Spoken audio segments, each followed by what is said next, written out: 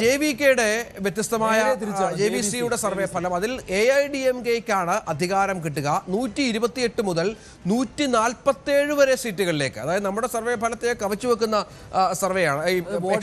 Vote വൈബിന്റെയിൽ കേവല ഭൂരിപക്ഷം അണ്ണാ DMK BJP സഖ്യത്തിന് കിട്ടുമെന്നായിരുന്നു.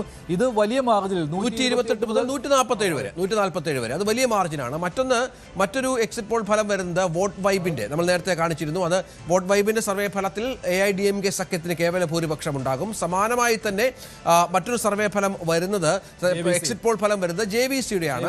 അതിൽ 128-147, DMK ഒതുങ്ങുന്നത് 75 മുതൽ 95 വരെ സീറ്റുകൾ DMK സഖ്യം ഒതുങ്ങുകയും TVK 8 മുതൽ 15 വരെ സീറ്റുകൾ നേടുകയും ചെയ്യും. TVKക്ക് 30 മുതൽ 40 സീറ്റുകൾ വരെ പറയുന്ന സർവേ എക്സിറ്റ് പോൾ ഉണ്ട്.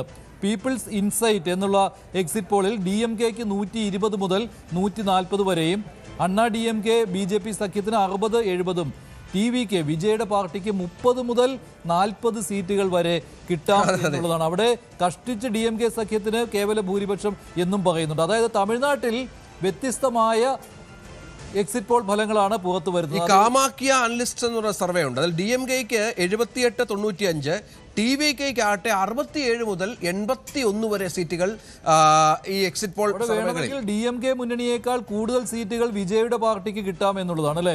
ആർക്കും കേവല ഭൂരിപക്ഷം ഇല്ല.